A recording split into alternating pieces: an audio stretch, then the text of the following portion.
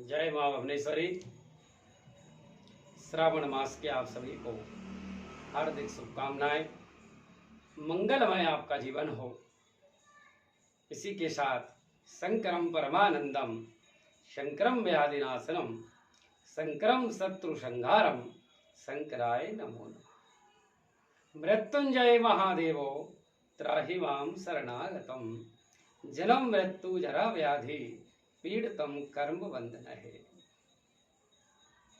आज हम आपको बताने जा रहे हैं कि भगवान शंकर मात्र एक लोटा जल में प्रसन्न होकर के आपकी मनोकामनाओं को पूर्ण कैसे करेंगे।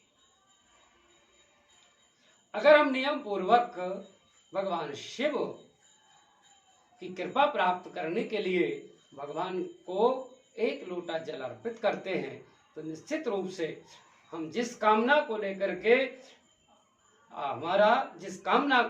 हम भगवान शंकर को जल अर्पित करते हैं वो कामना निश्चित पूर्ण होती है। लेकिन एक शर्त है भगवान शंकर को मनाने के लिए, जल कैसे चढ़ाएं। मैंने मंदिरों में देखा जाकर के कि कई माताएं बहनें भाई बंधु भगवान शंकर को जल चढ़ाने की होड़ लगी है। जल लिया और ऐसे ही उड़ेल दिया भगवान शंकर के ऊपर। अरे जल कैसे चढ़ाओगे? तो भगवान शंकर के साथ माता पार्वती को भी प्राप्त होगा। तो जानते हैं जल चढ़ाने के क्या नियम हैं। नियम पूर्वक जल चढ़ाने से भगवान शंकर के साथ मां पार्वती भी प्रसन्न होती है। तो आइए जानते हैं कि जल भगवान शंकर को किस बर्तन से चढ़ाना चाहिए। भगवान शंकर को अगर कुछ प्रिय है तो क्या है, तांबे का लोटा, या तो तांबे का बर्तन हो या चांदी का बर्तन हो या फिर कांसे का बर्तन हो।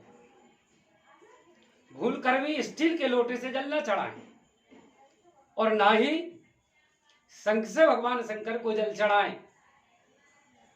भगवान शंकर को जब जल चढ़ाते हैं तो जल में अन्य सामग्रियां भी मिक्स ना करें। कई लोग दूध मिक्स कर देते हैं। बर्तन तांबे का और आपने दूध मिला दिया तो क्या होगा कि वो विष में बदल जाएगा। तो जल ही होना चाहिए। अगर जल में कुछ मिलाना है तो तीर्थ का जल मिलाएं। आपके पास गंगा जी का जल हो, नर्मदा जी का जल हो, किसी भी तीर्थ स्थल का जल हो, उसको मिला करके भगवान शंकर को जल चढ़ाएं। अब जल चढ़ाएं तो कैसे और किधर मुंह करके चढ़ाएं। तो भगवान शंकर को जब जल अर्पित करें तो उत्तर मुख होना चाहिए जल चढ़ाने वाले का। तो आपने देखा होगा भगवान शंकर की जो है जलाधारी है शिवलिंग की, उसका मुख किधर है, उत्तर मुख है। इसका मतलब भगवान शंकर के वाम अंग में माता पार्वती विराजमान है। अगर हम उत्तर मुख होकर के जल चढ़ाएंगे तो निश्चित रूप से हमारा जल भगवान शिव के साथ साथ माता पार्वती को भी प्राप्त होगा। फिर क्या होगा, शंभु सदा शिवाय नमः। मतलब भगवान शंकर को आपने माता पार्वती के साथ जल चढ़ाया तो फिर आपको दोनों का आशीर्वाद प्राप्त होगा। और दोनों का आशीर्वाद प्राप्त होगा तो निश्चित रूप से आपकी मनोकामना जल्दी से सिद्ध हो जाएगी। जल चढ़ाते समय एक बात का और ध्यान रखें कि जब आप जल चढ़ा रहे हैं तो जब आप भगवान को जल चढ़ाएं तो जल के छींटे आपके पैरों में नहीं आना चाहिए।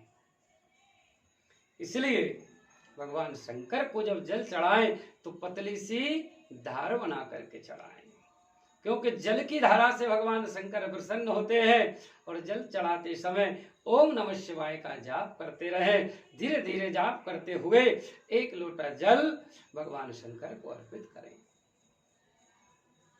जल चढ़ाने के बाद भगवान शंकर का विधिवत पूजन करें और एक बिलपत्र अवश्य चढ़ाएं, क्योंकि एक बिलपत्र चढ़ाने से 3 जन्मों के पापों का विनाश हो जाता है। और साथ ही भगवान शंकर प्रसन्न होते हैं और आपकी मनोकामना पूर्ण करते हैं। तो इस विधि से अगर जल चढ़ाएंगे, अभिषेक करेंगे भगवान शंकर का, तो निश्चित रूप से आपकी मनोकामना सिद्ध होगी। मैं आचार्य डॉक्टर संतोष भार्गव, जय मां भुवनेश्वरी, हर हर महादेव।